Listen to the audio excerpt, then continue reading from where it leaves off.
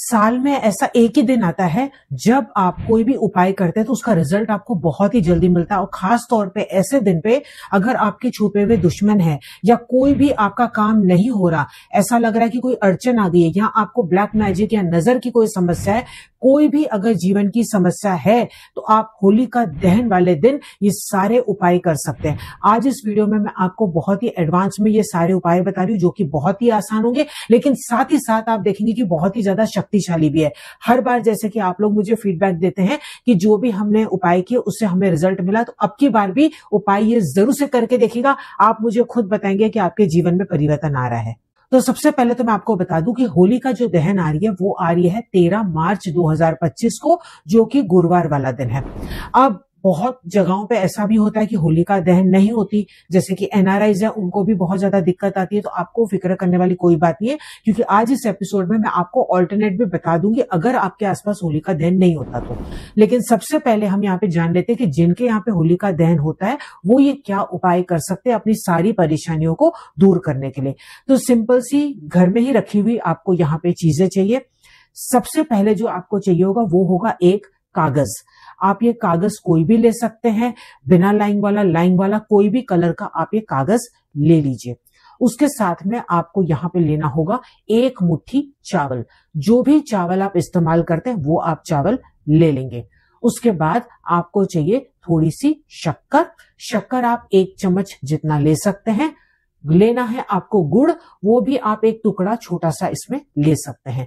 एक कपूर का टुकड़ा भी आप लेंगे, ये कितना भी हो सकता है और कोई भी कपूर आप यहाँ पे इस्तेमाल कर सकते हैं। अब आपको लेने हैं गिन के 21 फूल वाली लौंग। हाँ जी, ये भी आप घर से ही ले सकते हैं। अब पेपर के अलावा बाकी सारी चीजें आप एक कोई भी बाउल में या किसी में भी डाल के रख लीजिए। अगर आपको लगता है कि सेम डे पे आप नहीं कर सकते तो ये जो कागज वाला उपाय मैं आप बताने जा रही हूँ ये 1 दिन पहले या 2 दिन पहले भी आप तैयार करके रख सकते हैं, लेकिन सेम डे पे करेंगे तो ज्यादा बेहतर रहेगा। तो आपको क्या करना है, उस कागज को हाथ में होल्ड करना है और होल्ड करके आपको आंखें बंद करके या उस कागज को देखते हुए आपकी जो भी तकलीफ है आपको बोल देना है।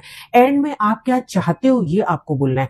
मतलब अगर मान लो कि आपके बच्चे की शादी नहीं हो रही तो आपको बोलना है कि बहुत ज्यादा रुकावट हो रही है, मेरे बच्चे की शादी नहीं हो रही है, तो उसकी शादी इस टाइम पीरियड के पहले हो जाए। या आपको जॉब की प्रॉब्लम है तो उसके लिए आप प्रॉब्लम बता दे, क्या सोल्यूशन आप चाहते हैं। ऐसा उस कागज में आप अपने सभी फैमिली मेंबर्स के लिए और अपने लिए भी आप बोल सकते हैं।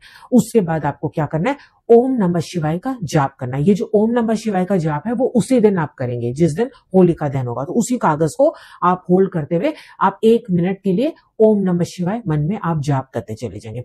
अब आपने जो ये बाउल में जो सारा सामान इकट्ठा किया है ना, वो आप उस कागज के ऊपर उल्टा कर देंगे।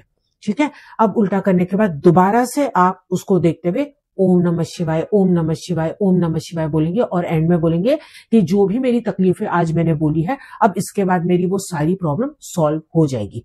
उसके बाद आपको इसको लपेट लेना है, यानी कि वो जो सारा सामान है वो कागज के अंदर क्रश कर देना है या आपको फोल्ड कर देना है और इसको आपको होलिका दहन में जाके डाल देना है।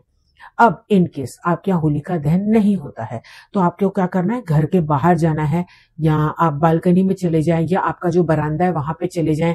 कई लोगों ने लास्ट टाइम पूछा था कि हम छत पे कर सकते हैं। छत पे आप अवॉइड कीजिएगा। ग्राउंड लेवल पे अगर आप इसको करते हैं तो ज्यादा बेहतर होता है। घर के अंदर आपको इसको अवॉइड करना होता है क्योंकि यहाँ पे हम नेगेटिविटी को बर्न कर रहे हैं, नेगेटिविटी को हम दूर कर रहे हैं। तो घर के अंदर आप अवॉइड करेंगे तो अच्छा है। अब बाहर अब जब आप कैसे करेंगे, इसको आप क्या कर सकते हैं, कोई भी आप बड़ा सा आप पतीला ले सकते हैं या कोई भी आपके पास पुरानी कढ़ाई होगी वो आप ले सकते हैं, या तो डायरेक्टली जमीन पे भी कर सकते हैं। जैसे कोई छोटी मोटी लकड़ी के टुकड़े हो गए या टहनी जो होती है ना सूखी भी, वो आप ले सकते हैं और थोड़ा सा कपूर आप डाल दीजिएगा और उसके साथ इन चीजों को आप जला सकते हैं। जरूरी नहीं कि वो पूरा आपका जले, आप उसको एज इट इज वहीं छोड़ के आप आ जाएंगे। वो कागज समेत ही आपको वो पूरा डाल देना है उसके अंदर। ठीक है। अगर इनकेस आप होलिका दहन में ये नहीं कर रहे और जैसे कि मैंने आपको बताया कि आप बाहर जाके करेंगे, इन दैट केस आप क्वांटिटी थोड़ा सा कम कर लीजिएगा। यानी कि चावल जहां पे मैंने आपको 1 मुट्ठी बोला वहां पे आप थोड़ा सा 1 चम्मच ही ले लीजिएगा। बाकी भी क्वांटिटी आप कम कर सकते हैं, लेकिन जो लौंग है वो 21 लौंग ही रहेगी। बस इस बात का आपको ध्यान देना है। उसमें चाहिए तो आप एक्स्ट्रा कपूर डाल के भी जला सकते हैं अगर आपको वो नहीं जल रहा है। एक और चीज आपको जरूर से करनी है, जैसे कि हर बार मैं आप लोगों को राख के बारे में बताती हूँ, तो आपको क्या करना है, होलिका दहन जिस दिन होगा उसी दिन या तो आप थोड़ी सी साइड से आप राख ले आएंगे, या तो नेक्स्ट दिन आप सुबह जाएंगे और थोड़ी सी राख आप ले आएंगे। अब की बार आपको क्या करना है, इसको केवल आपको 24 घंटे के लिए ही रखना है। यानी कि जो भी आप राख लेके आएंगे, आपकी दरवाजे की जो चौखट होती है जहां से आप अंदर एंट्री करते हैं, वहां पे थोड़ा सा बाहर दोनों साइड्स पे और अंदर की तरफ दोनों थोड़ा साइड्स पे, आप चाहे तो अपने हर कमरे के कॉर्नर्स में भी थोड़ा थोड़ा डाल सकते हैं। 24 घंटे बाद यानी कि नेक्स्ट दिन अगर 24 घंटे में नहीं तो 48 घंटे बाद यानी कि 48 आवर्स बाद आपके घर में जब सफाई होगी तो उसमें वो निकल जाना चाहिए। राख डाल रहे होंगे उस वक्त आपको ये भी बोलना है कि जो भी बंदिश इस घर में है या रुकावट है वो सब इस राख के अंदर आ जाए। अब मैं आपको बताने जा रही हूँ रेमेडी नंबर 2। अगर आपको लगता है कि आपके बहुत ज्यादा दुश्मन है या कोई ना कोई आपको परेशान करता रहता है, घर के बाहर की बात करी हुई, घर के मेंबर्स के लिए आपको नहीं करना है, ठीक है। अब आपको ऐसे में क्या करना है, एक बेदाग नींबू ले लेना है और काजल से उसके ऊपर आपको एक आंख बना लेनी है, यानी कि आई आपको ड्रॉ करनी है। आप वो हाथों से बना सकते हैं या कोई भी पॉइंटेड चीज लेके या टूथपिक लेके या ईयरबड जो होता है उससे भी आप ये ड्रॉ कर सकते हैं। इसको आप हाथ में अपने होल्ड करेंगे, हाथ में रखने के बाद लेफ्ट राइट किसी में भी होल्ड कीजिए।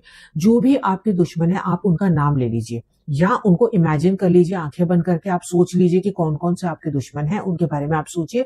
उसके बाद आपको क्या बोलना है कि जो भी मेरे दुश्मन है ये आज के बाद इनका जो ध्यान है वो मेरे ऊपर से हट जाए, ना इनका बुरा हो ना मेरा बुरा हो। क्योंकि देखिए हमें किसी का बुरा नहीं करना, अगर हम किसी का और बुरा यहाँ पे चाहने भी जाएंगे तो उसमें कहीं ना कहीं हमारा भी बुरा हो जाएगा।